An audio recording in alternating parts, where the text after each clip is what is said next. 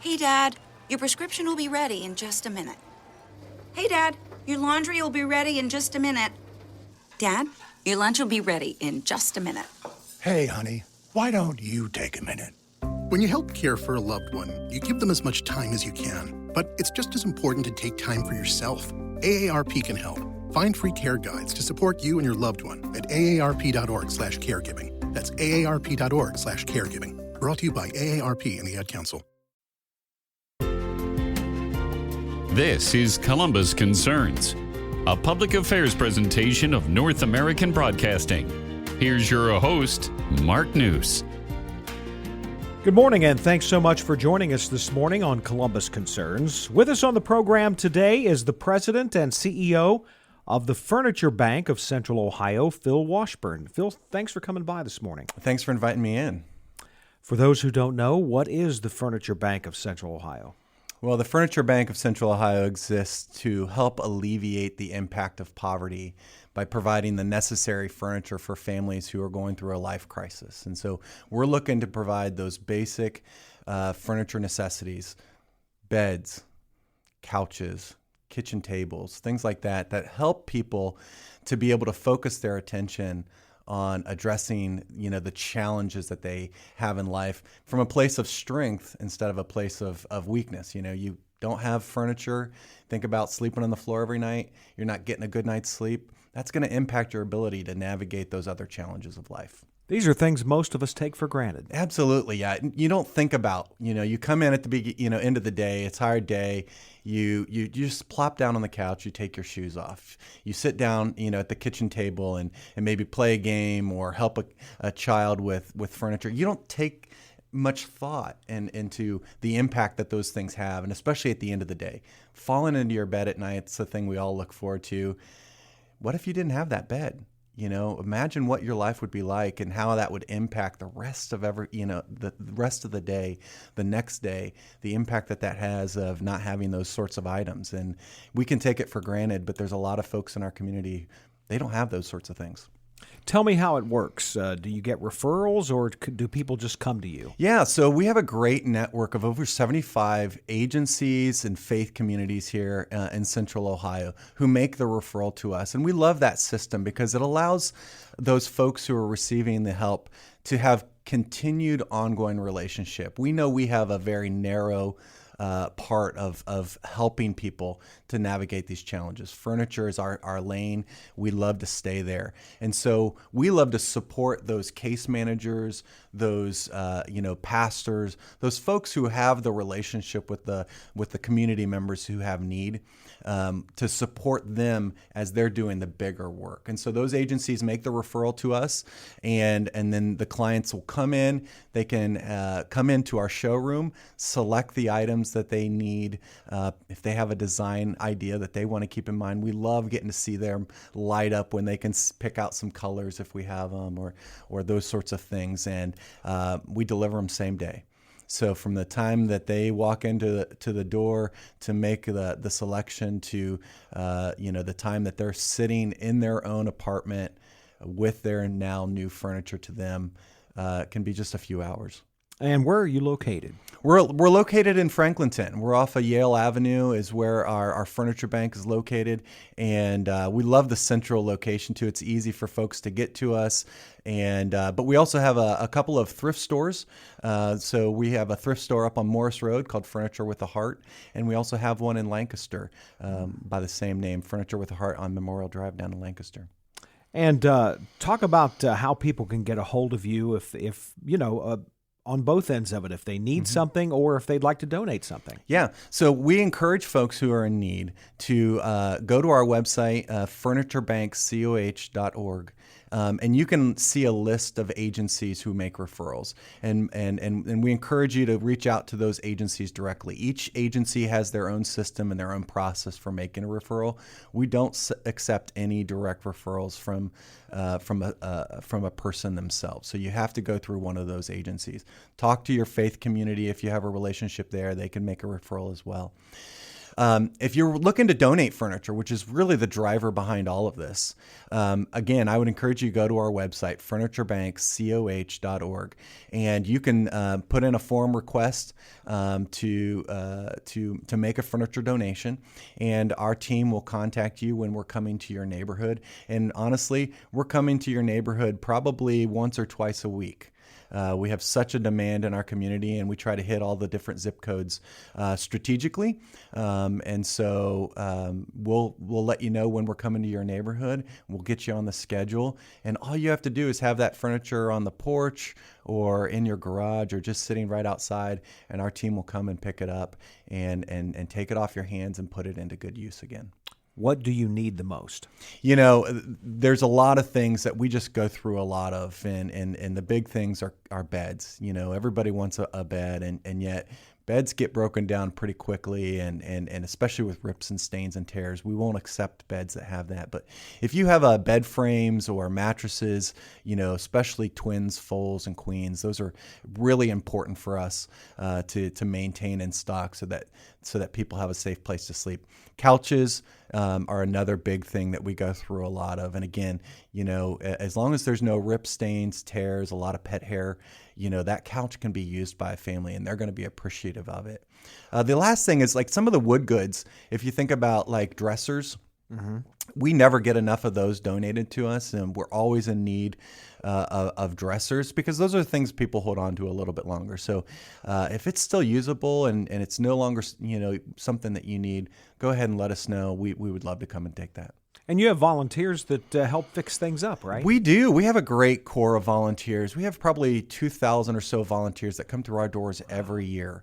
And a lot of them are coming in weekly. We have teams that come in every Thursday, and they take some of that, you know, lightly damaged furniture and they get it back into usable order so that we can keep it, you know, for a family. We also have volunteers that come in every week and build furniture. So I talked about dressers. It's one of our highest demand items. So we build dressers twice a week. These are dressers that we've designed that we build with a partnership with Solder Woodworking, and they provide the material and our volunteers provide the labor. And so we're producing between 35 and 40 dressers in-house every week with volunteers. Well, it's interesting that you say that many, but then your, I guess the volume of stuff that goes out is pretty high. Yeah, we're giving away to families in need in our community over 40,000 pieces of furniture every year. Wow. That's a lot of furniture. Yeah. You know, if you think about, you know, what everybody needs in their house, I mean, the average family is getting 5 to 20 pieces of furniture that comes through our doors. And so that's a lot of value. And when you think about that, that means we've carried it already once. We've brought it into to the furniture bank, and now it's going back out. So we move a lot of furniture in a year. Well, it's pretty cool that you'll go out to people and pick up their furniture Yeah. that they want to donate. Yeah, we know that, you know, these are kind of big items that not everybody has the capacity to move themselves. And so we try to make it as simple and convenient to donate as possible. And we even offer that if you need us to come inside and carry it out, it's just a small fee, and we'll even come inside and carry those heavier items out for you. We want to get those furniture pieces as quickly as possible so that we can get it into the hands of our family. Our guest on the show today is the president and CEO of the Furniture Bank of Central Ohio, Phil Washburn. And again, your website, Phil? FurnitureBankCoh.org. There are a lot of people, especially older people, who are looking to downsize, and I know that you can help out with that. Absolutely. Yeah, you know, we all fall into that trap. The longer we live in our homes, the more we collect. Yes. And then it comes a point when, you know, it's overwhelming to think about how are we going to get rid of all this stuff, you know, and what do we even do with it? And so a few years ago, we saw this need, and so we stepped in this space because we know, hey, that furniture is beneficial to our families. And so we created Downsize with a Heart, which is our downsizing service. And it's a fee-based service where we will come in and we will collect the furniture that you're wanting to get rid of that's in usable condition, and we will take that away.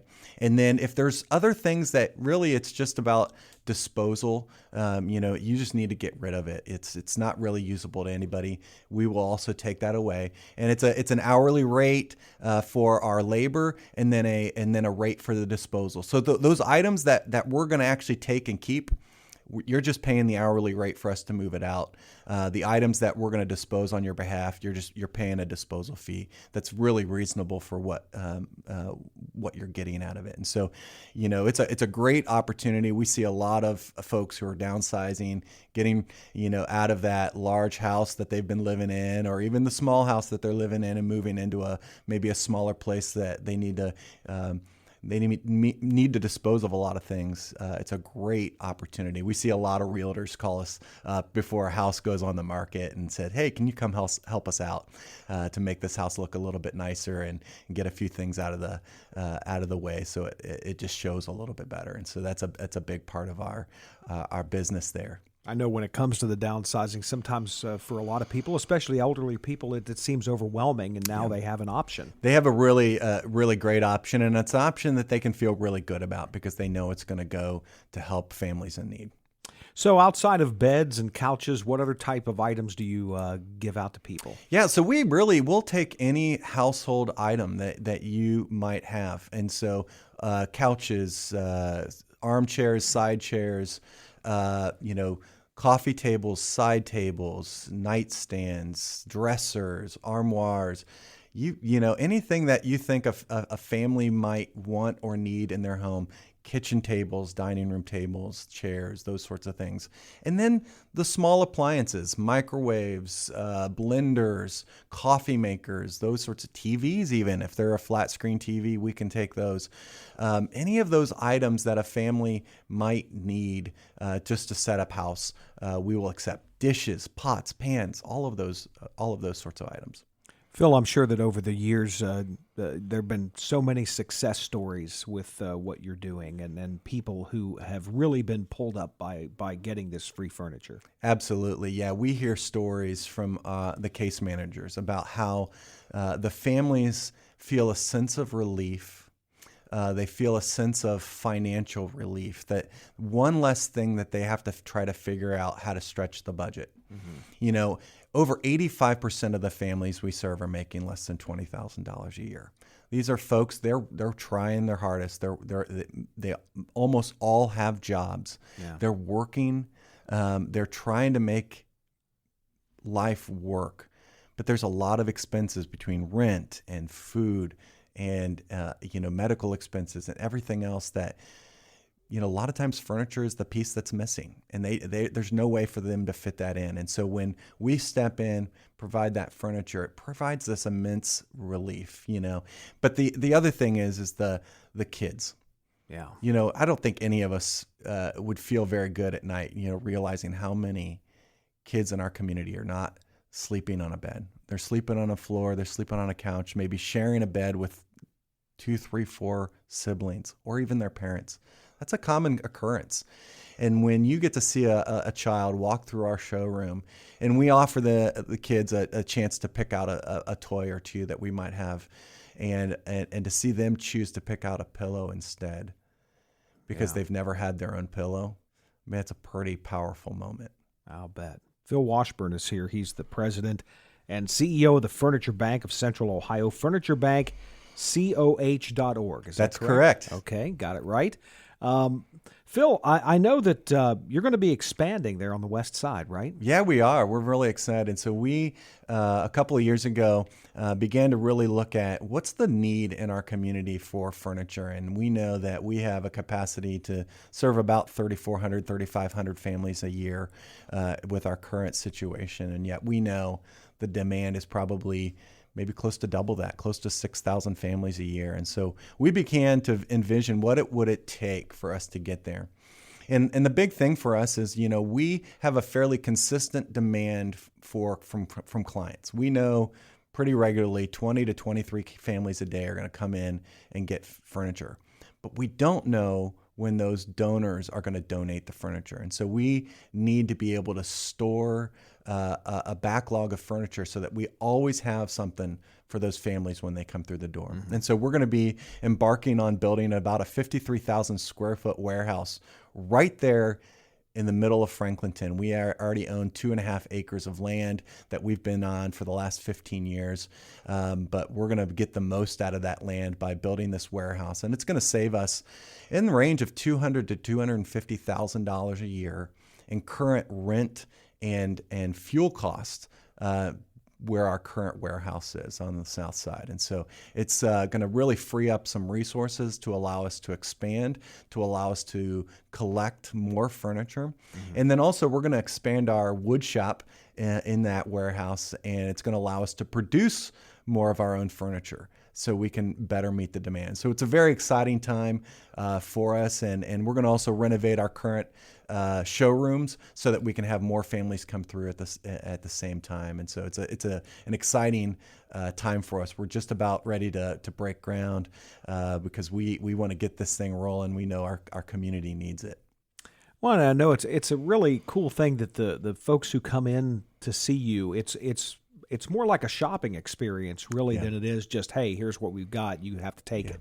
Yeah, we really believe in trying to create a dignifying experience, and we want to allow those families, if they so choose, to come in and pick out the things themselves that they have need and that they want. Now, we still offer a service where, say a client just can't get to us.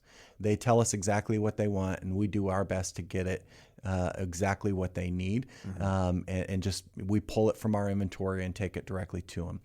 But the majority of our clients are coming in, they're selecting, they're walking through a showroom with one of our volunteers, much like you would with a salesperson, getting to pick out the pieces, selecting them, and then knowing that they're going to end up in your house that evening.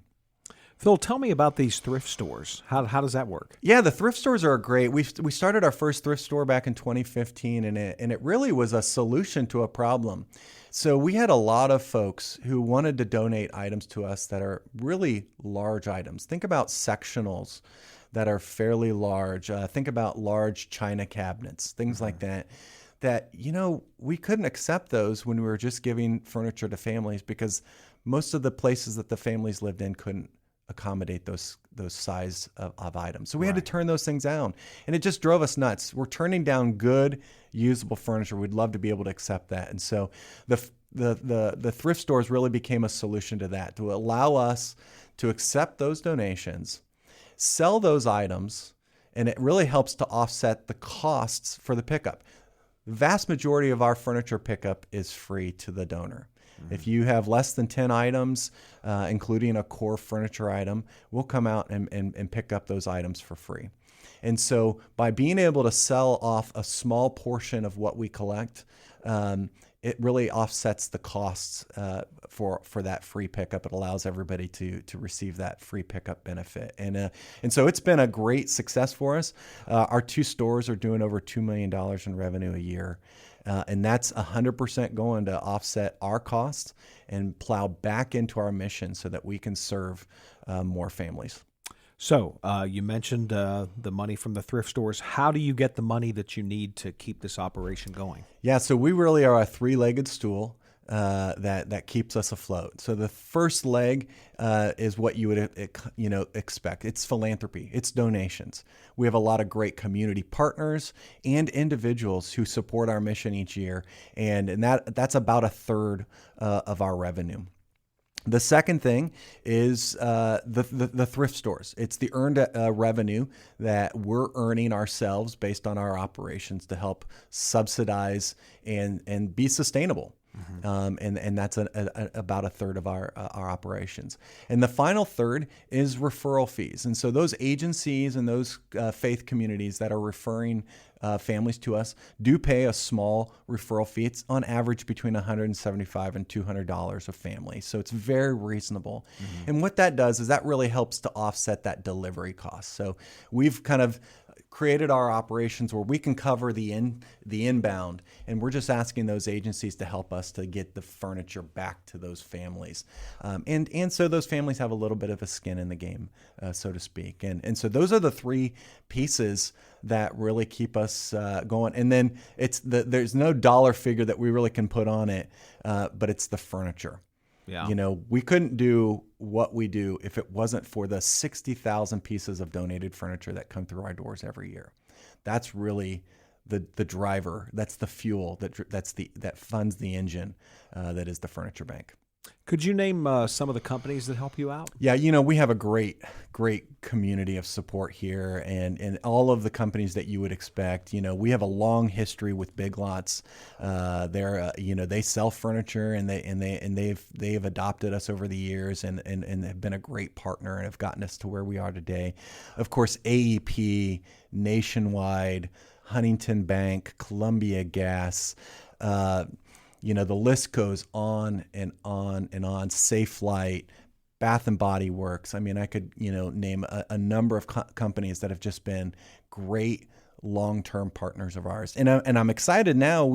For the really first time in our history, we were able to be a part of the City of Columbus's Elevate Grant, which is a program that just rolled out this summer to help provide sustainable support for some of us social service agencies helping with infant mortality and homelessness prevention. And that's the space that we work in and day out. And so we were excited to get direct funding from the City of Columbus for the first time as well. You talked about the wood shop and the 2,000 volunteers that come in and out of there. Are there other volunteer opportunities? Yeah, so we have the regular wood shop volunteers that are making our dressers, but we have a great opportunity for corporate groups, civic groups, church groups that if they want to come in for 3 or 4 hours and they can assemble furniture. And so we have a few other furniture items like kitchen tables, side tables, coffee tables, and bed frames, especially twin XL bed frames that groups can come in. We have all of the parts cut. All they have to do is assemble and do the finished paint work. And that's a great opportunity. You don't have to know anything. Our system is dead simple, makes it really easy and a lot of fun. You get to see a very tangible product at the end of the day. We also have volunteer groups that help us with sorting those house goods. So, we get boxes of curtains and towels and sheets and dishes and pots and pans and all of those sorts of things. And we need to sort them and get them to a system that then families can take. And so we have groups that come in and help with that. We also have groups that go to our thrift stores and help volunteer there. And they do sorting and pricing and assembly of furniture as well at those places. So we really can accommodate any size group that you want. We have probably some way that we can make it work for you and make it fun and make it so that at the end of the day, you're going to feel good about yourself because you've made a difference. Phil Washburn is here, the president and CEO of the Furniture Bank of Central Ohio. It's furniturebankcoh.org. If you have any questions about what they do and how you can either volunteer or donate items, or if you need help where you go to get referred for services from the Furniture Bank. On the program last week, we had Chuck Gehring from Life Care Alliance, and he was saying that the pandemic increased their need for their Meals on Wheels program by 60%. Yeah. And then he talked about all the evictions around the city and things like that. That's probably been the same experience that the Furniture Bank has had. The pandemic really increased the need. Yeah, it did. What we saw during the meat of the pandemic was a drop. Because as been noted, evictions came to a halt for a very significant amount of time, and so people were not losing their housing. There were a lot of social benefits that helped people. And so last year we served about 2,500 families. I can tell you this year we're on pace to serve over 3,400 families. Yeah. So that gives you an indication of just the significant increase we're seeing from last year to this year as a result of all of those things getting moving again. The evictions are back up. More people have spent through whatever stimulus money that they were able to receive, and we're now seeing a lot more folks, ending up in homelessness, and all of the different challenges that people might, see. We're seeing people beginning to lose their jobs, and so that has a trickle down effect where, maybe they lose an apartment, or maybe they just, can't afford to replace that bed that's broken. And then right? you throw inflation on top of it. Absolutely. It's the perfect storm. So we're definitely seeing an increase in demand for our services. There aren't very many days in which all of our appointments are not filled up by clients. It's tremendous need right now. Well, Phil, I had about 20 more questions, but we're almost out of time. So why don't you once again tell us how people, both volunteers and people who need your services, can get a hold of the Furniture Bank? The best way to get a hold of us is just go to our website, furniturebankcoh.org. And from there, you can sign up to, schedule a donation. You can sign up for our downsize service. You can sign up to volunteer. You can, find out information about getting a referral. Anything that you need to do, you can find it there on our website. It's the best place to go. You're going to get the most accurate and up-to-date information, and I encourage everybody to go there. You can go there to donate even in money. We need furniture, but we still have to spend a lot of money. Labor's expensive, gas is expensive. All those trucks going out there, we spend a lot of money on gas. So it costs us a lot of money to keep these doors going to help families. So you can give there as well. If people have the means, can they bring the stuff to you? Absolutely. Instead of having to have you come and get it? We love that, and so we accept drop-offs between 8:30 and 3:30 at our Yale Avenue location, 118 South Yale Avenue. It's in Franklinton, just south of Broad Street, and that's Monday through Friday. And then every day of the week, up until 30 minutes before closing, you can drop off at either of our thrift stores. So up on Morris Road, 2156 Morris Road is Furniture with a Heart up there, and also in Lancaster on Memorial Drive. Our guest on the program today has been the president and CEO of the Furniture Bank of Central Ohio, Phil Washburn. Phil, thanks for coming by, and good luck this year. Thank you so much. It's been a pleasure. Thanks for listening to Columbus Concerns, a public affairs presentation of North American Broadcasting. You can send questions or comments about today's show to Columbus Concerns in care of this station, 1458 Dublin Road, Columbus 43215, or email us at columbusconcerns@napcomedia.com. Mother was very familiar with her neighborhood, but one day she stopped at the stop sign and she wasn't even really sure where she was at. When something feels different, it could be Alzheimer's. Now is the time to talk. A message from the Alzheimer's Association and the Ad Council. This is Jamie Foxx, and I want to help you take control of something very important, your health. If you're 45 or older, you need to get yourself screened for colon cancer. This disease can be very treatable when caught early, so the sooner you know what's up with your health, the better. The good news is that there's options for getting screened that are easier than you think. Get informed. Hey, we're all busy, and we think, when would we fit it in? Well, make the time. It just might mean more time with your family down the road. If you're a man or a woman, 45 or older, I'm talking to you. I've lost good friends, young friends, to colon cancer. Don't make the mistake of waiting until you have symptoms or think that you have no risk because it doesn't run in your family. Everybody needs to be screened. So take control. Get screened for colon cancer, 45 or older. Learn how. standuptocancer.org/colon-cancer. A veteran's hope. Where are you hiding? I search for you in the seconds, the minutes of each and every day. Hear me as I call out to you. Take my hand. Lift me up as I lift up others. Welcome me home, Father, Mother, sister, brother, son, daughter. Hear us now. Alone we stood, divided we fell. No longer. Now we choose to make the connection. Our new mission lies within. Visit maketheconnection.net to learn more. The possibility of lung cancer can be pretty scary, especially if you're one of approximately 8 million current or former smokers at high risk. That's why SaveByTheScan.org wants you to know that now there's a breakthrough low-dose CT scan that can detect lung cancer early, and it only takes 60 seconds. You stop smoking, now start screening. For an easy quiz to see if you're eligible, visit SaveByTheScan.org. It could save your life. SaveByTheScan.org is brought to you by the American Lung Association's Lung Force Initiative and the Ad Council.